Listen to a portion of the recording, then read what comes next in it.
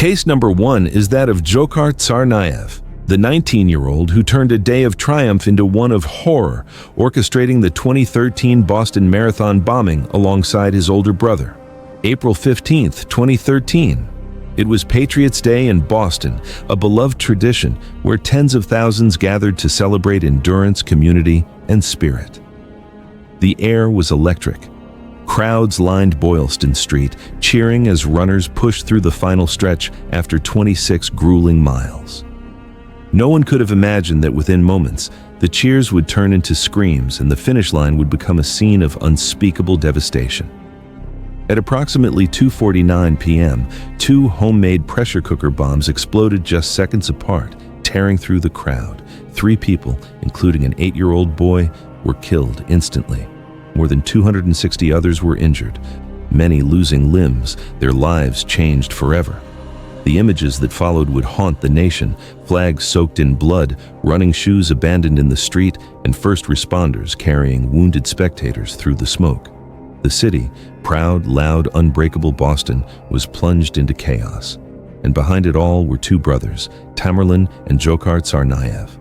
Dzhokhar was just 19, a college student, a wrestler, a kid who joked with friends and smiled in photos. His classmates described him as calm, even kind, someone who offered rides, someone you'd never suspect. He'd come to America as a child, part of a family that fled the violence of Chechnya in search of peace.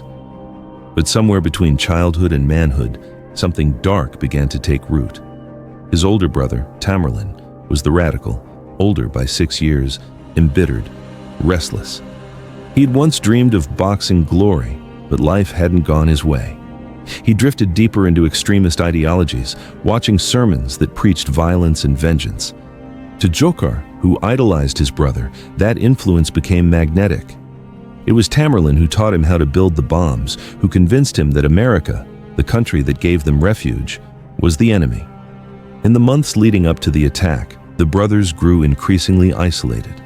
They studied jihadist material online, read al-Qaeda's bomb-making guides, and recorded their grievances in private conversations. They wanted to make a statement, to punish a country they felt had betrayed Muslims around the world. And they chose the Boston Marathon because it symbolized unity, pride, and resilience. Destroying it would mean destroying something sacred. When the bombs exploded, surveillance cameras caught the brothers walking calmly away from the chaos as if nothing had happened. Dzhokhar, wearing a white baseball cap backwards, slipped into the crowd while emergency workers rushed toward the wounded. The next morning, the brothers watched the news coverage like millions of others, except they were the ones being hunted. Over the next 4 days, Boston became a ghost city under lockdown. The FBI released photos of the suspects, 2 men carrying backpacks, and America collectively held its breath. The images were everywhere: billboards, TV screens, social media feeds. Within hours, the world knew their faces, and the brothers knew their time was running out. Late that Thursday night, they killed MIT police officer Sean Collier in cold blood, trying to steal his gun. Collier was sitting in his patrol car, unaware that the 2 men approaching were the same terrorists who had bombed the marathon. They failed to get his weapon, but the murder triggered an all-out manhunt. Not long after, in the suburb of Watertown, the brothers carjacked an SUV and engaged in a wild firefight with police. Dozens of bullets tore through the night. Homemade explosives were thrown into the street. Tamerlan was shot multiple times, and in a desperate attempt to escape, Dzhokhar ran over his own brother with the stolen SUV. By morning, Tamerlan Tsarnaev was dead. Dzhokhar disappeared into the darkness, wounded and alone. For nearly 20 hours, the city remained on edge. Sirens wailing, helicopters circling, every resident told to stay inside. Then, just before sunset, a homeowner in Watertown noticed blood on his boat parked in the backyard. Inside, hidden under a tarp, was Dzhokhar Tsarnaev. The standoff was tense. Officers surrounded the boat, shouting through bullhorns for him to surrender. Gunfire echoed across the neighborhood. Finally, after what felt like an eternity, Dzhokhar emerged, weak, bloodied, and defeated. The nightmare was over, but the questions were just beginning. Why? How could someone so young, so seemingly ordinary, commit such horror? In the days that followed, investigators pieced together the story. The bombs were built using pressure cookers filled with nails and ball bearings, simple, devastating devices modeled after Al-Qaeda's instructions. Dzhokhar admitted to placing the second bomb, the one that caused the most casualties. He claimed his brother was the mastermind, but evidence showed he was not a bystander. He had helped plan, helped execute, and proudly scrawled jihadist justifications on the walls of the boat where he hid, calling the attack retribution for U.S. wars overseas. The trial was one of the most closely watched in recent memory. Survivors testified through tears. Photos of the victims, 8-year-old Martin Richard, 23-year-old Lingzi Liu, and 29-year-old Crystal Campbell, reminded the world what had been lost. Prosecutors painted Dzhokhar as cold and deliberate, a man who placed his bomb behind children. The defense argued he was under the influence of his older brother, manipulated, misguided, too young to fully grasp the evil he was part of. But the jury didn't buy it. In 2015, Dzhokhar Tsarnaev was found guilty on all 30 charges, including the use of a weapon of mass destruction and the murder of a police officer. The verdict, death by lethal injection. Years of appeals followed. His death sentence was overturned in 2020, then reinstated by the U.S. Supreme Court in 2022. As of today, he remains on federal death row in Florence, Colorado, one of the most secure prisons in the world. He spends 23 hours a day in isolation, no human contact beyond guards and lawyers. Meanwhile, Boston has rebuilt. The finish line on Boylston Street has become a memorial, a place where runners and families leave flowers, sneakers, and handwritten notes. Every year on April 15th, the city gathers not in fear but in defiance. The phrase, Boston Dzhokhar Tsarnaev's case, stands as a chilling reminder that evil doesn't always wear the face of a monster. Sometimes it smiles like a neighbor, walks the same halls as your children, laughs in the same cafeteria. It's the quiet transformation of belief into fanaticism, the corrosion of empathy by ideology. He was 19, an age when most are figuring out life, not ending it for others. His story isn't just about terrorism, it's about influence, vulnerability, and how one person's dissent can shatter hundreds of lives. In the end, the bombs at the Boston Marathon were not just an act of violence, they were a betrayal of faith, of family, and of the promise that a new beginning in America once held for the Tsarnaevs. And as the city continues to heal, one truth remains. The same truth that threads through every story of senseless destruction. Sometimes the most dangerous weapon is not the bomb itself, but the belief that justifies it. Case number 2 is that of Dylan Storm Roof, the man who brought bloodshed into a sacred place of worship and reignited America's deepest wounds. On the evening of June 17, 2015, the historic Emmanuel African Methodist Episcopal Church in Charleston, South Carolina, opened its doors as it had done for nearly 2 centuries. Inside, a small group of parishioners gathered for their weekly Wednesday Bible study. They prayed, read scripture, and welcomed a quiet young stranger who had never been there before. He sat among them for nearly an hour, listening, smiling, even reading along. Then, as they bowed their heads for the final prayer, he stood up, pulled out a Glock 45 caliber pistol, and opened fire. 9 people were killed that night. Among them were a state senator, a librarian, a choir member, and a reverend. The attack was not random.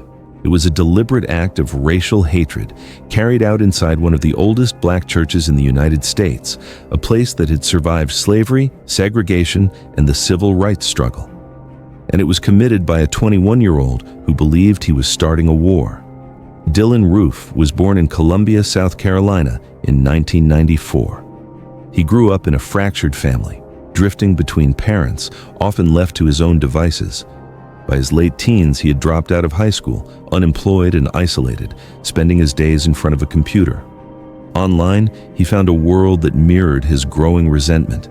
He fell deep into extremist forums where white supremacist ideology was dressed up as history and grievance. He read manifestos, watched propaganda, and convinced himself that Black Americans were a threat to white survival.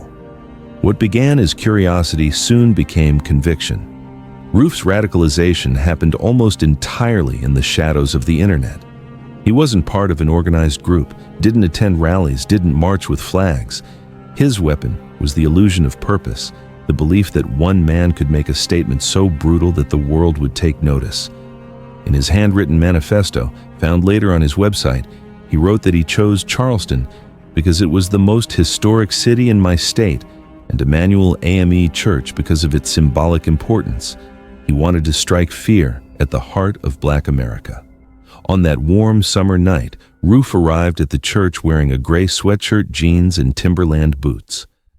He carried a small black pouch containing his handgun and 7 magazines of ammunition. Surveillance footage showed him entering quietly, greeted with warmth by those who would soon become his victims. For nearly an hour, they studied scripture together.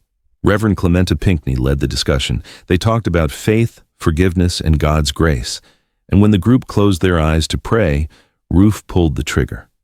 He fired 77 rounds in total. He reloaded 5 times. Witnesses later recalled his coldness, how he told one survivor that he spared her life so she could tell the story. When it was over, he stepped calmly out of the church, leaving behind bodies, Bibles, and a community in ruins. The massacre shocked the nation. In the hours that followed, police released his photo to the public. A massive manhunt began. Less than 14 hours later, Roof was captured 250 miles away in Shelby, North Carolina, after a waitress recognized him and called the police. During questioning, he confessed without hesitation. There was no remorse in his voice. He told investigators that he hoped to start a race war, that his actions were necessary, that he had no regrets. When asked why he targeted people who had shown him kindness, he replied simply, I had to do it. His words chilled even seasoned agents. In court, Roof represented himself during the penalty phase of his trial. He told the jury he had no mental illness, rejected any notion of remorse, and insisted that he would do the same thing again if given the chance. He refused to allow his defense attorneys to present mitigating evidence that might have saved his life, saying that to do so would be an insult to his beliefs. The prosecution described him as a self-radicalized extremist, driven by hate, arrogance, and delusion. They read his manifesto aloud, page after page of racist venom, and displayed photographs of him posing with the Confederate flag, his gun, and the number 88, a coded symbol of Nazi ideology. The trial lasted only a few weeks. The evidence was overwhelming. His confession, the photographs, the manifesto, the weapon, and the surveillance footage. The jury deliberated for just 2 hours before returning a unanimous verdict. Dylan Roof was sentenced to death, the first person in U.S. history to receive a federal death sentence for a hate crime. But even as justice was served, the questions lingered. How could a young man raised in the modern world become so consumed by an ideology that should have died generations ago? How could words on a screen turn into bullets in a church? The nation grieved, and then it reflected. The shooting reignited debates over gun control, domestic extremism, and the lingering symbols of racism in America. Within weeks, the Confederate flag, which had flown on South Carolina's State House grounds for over 50 years, was finally removed, a gesture both symbolic and long overdue. Roof's lack of remorse became his legacy. While imprisoned, he continued to express pride in what he had done, writing that he felt no need to apologize. His appeal for a new trial was denied in 2021, the court ruling that his crimes were among the most heinous in modern history. Today, he remains on federal death row in Terre Haute, Indiana, awaiting execution. But the impact of that night in Charleston extends far beyond the courtroom. It lives in the families who forgave him, in the mothers, fathers, and children who stood in court and said the words, "I forgive you," even as their hearts were breaking. Their grace stunned the world. It reminded everyone that hate may kill, but it cannot conquer faith. Dylan Storm Roof walked into a church believing he could ignite a war. What he ignited instead was a movement, one that forced America to confront the ugliness still lingering beneath its surface. His act was meant to divide, but in the aftermath, it brought communities together, united in grief and defiance. And as history has shown again and again, evil never truly wins. It only reveals the strength of those who stand against it. Case number 3 is that of Robert Gregory Bowers, the man behind the deadliest anti-Semitic attack in American history. On the morning of October 27, 2018, worshipers gathered inside the Tree of Life Synagogue in Pittsburgh, Pennsylvania. It was the Sabbath, a time of peace, prayer, and reflection. Families arrived early, greeting one another with warmth and familiarity. Some came to attend a baby naming ceremony. Others simply came to pray. Moments later, that sanctuary of faith and tradition would become a scene of unimaginable horror. At approximately 9:45 a.m., as prayers filled the synagogue, Robert Bowers entered armed with a Colt AR-15 rifle and 3 handguns. Without warning, he opened fire. 11 people were killed, and 6 others were wounded, including 4 police officers who responded to the scene. The attack was swift, brutal, and fueled by a hatred so deep it stunned the nation. In his own words, Bowers declared that he wanted all Jews to die.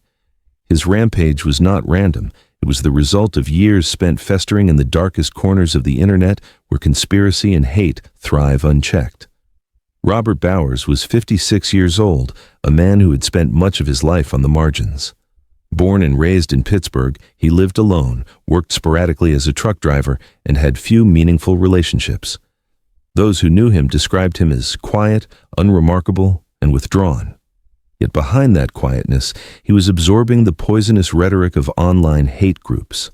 On extremist forums, he found a community that echoed his anger and validated his delusions. He became obsessed with anti-Semitic conspiracy theories, particularly the belief that Jewish organizations were responsible for promoting immigration and destroying the white race. It was there that his ideology hardened, transforming from resentment into fanaticism. On the morning of the shooting, Bowers posted one final message on a far-right social platform called Gab. It read, "I can't sit by and watch my people get slaughtered. Screw your optics. I'm going in." Minutes later, he drove to the Tree of Life Synagogue and carried out the massacre. The details of what happened inside are harrowing.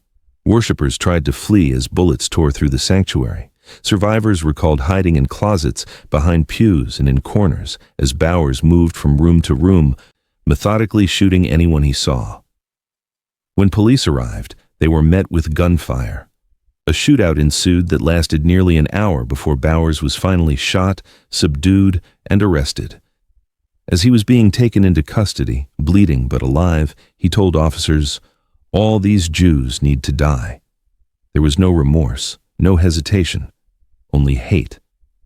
In the days that followed, the nation mourned. Vigils were held across the country. The names of the 11 victims, doctors, retirees, community leaders, Holocaust survivors, were read aloud, each representing a lifetime of faith and service cut short. The Tree of Life Synagogue became a symbol of resilience and sorrow. Outside its gates, mourners left flowers, candles, and handwritten notes, many repeating the same words, "Stronger than hate." The investigation that followed revealed the depth of Bowers's radicalization. His social media activity showed hundreds of posts spreading conspiracy theories about Jews, immigrants, and refugees. He often targeted HIAS, a Jewish organization that helps refugees resettle in the United States, accusing it of bringing invaders into the country. In his mind, he believed he was defending his people from an imagined threat. In reality, he had murdered innocent men and women gathered to worship. Federal prosecutors charged Bowers with 63 criminal counts, including hate crimes resulting in death and obstruction of free exercise of religion. The evidence was overwhelming. His own posts, his confession, the weapons, the eyewitness accounts, every piece painted the same picture, a man driven not by mental illness or desperation, but by ideology and hate. During his trial in 2023, prosecutors described the shooting as a calculated act of genocide. Survivors testified about the moments of terror, the sounds of gunfire echoing through the sanctuary, and the unbearable loss of loved ones. Bowers' defense attorneys did not deny his guilt. Instead, they argued that he suffered from schizophrenia and brain abnormalities that impaired his judgment. But the jury saw through it. The attack had been planned, deliberate, and unprovoked. After deliberating for less than 10 hours, the jury found him guilty on all counts. A separate sentencing phase determined his fate. Family members of the victims addressed the court, some speaking of their grief, others of their faith. They described the joy, laughter, and kindness of the people lost that morning, and how, even in their absence, their love continued to guide the community. When given the opportunity to speak, Bowers remained expressionless. He showed no remorse, no sorrow, no acknowledgement of the lives he had taken. For the survivors, his silence was its own confession. On August 2, 2023, the jury unanimously sentenced Robert Gregory Bowers to death. His sentencing marked the first federal death penalty imposed under the Biden administration, a decision that reflected the gravity of his crimes. The court called his actions an act of pure evil. Outside the courthouse, crowds gathered in prayer, remembering the victims and reaffirming the values Bowers had tried to destroy: faith, unity, and compassion. In the aftermath of the attack, the Tree of Life congregation vowed to rebuild. Plans for a new memorial and education center were announced, ensuring that the victims' memories would endure and that future generations would learn the consequences of unchecked hate. The tragedy also prompted renewed conversations about online radicalization, the rise of domestic extremism, and the ease with which violent ideologies spread across digital platforms. Lawmakers and civil rights groups urged greater vigilance against the rhetoric that had fueled Bowers's rage, rhetoric that still echoes in dark corners of the web. Today, Robert Bowers sits on federal death row, awaiting execution. He remains a symbol of the dangers of hatred left unchallenged, a reminder that words, when steeped in anger and fear, can evolve into violence. But his story, like the others before him, does not end in his name. It ends with those who refuse to let hate define them. The Tree of Life. Victims' families chose resilience. They chose remembrance over revenge, unity over fear. Their voices became the answer to Bowers' hatred, and in that, there lies the final truth of his story. Evil may roar loudly, but faith, compassion, and community speak louder, and they endure long after the gunfire has stopped.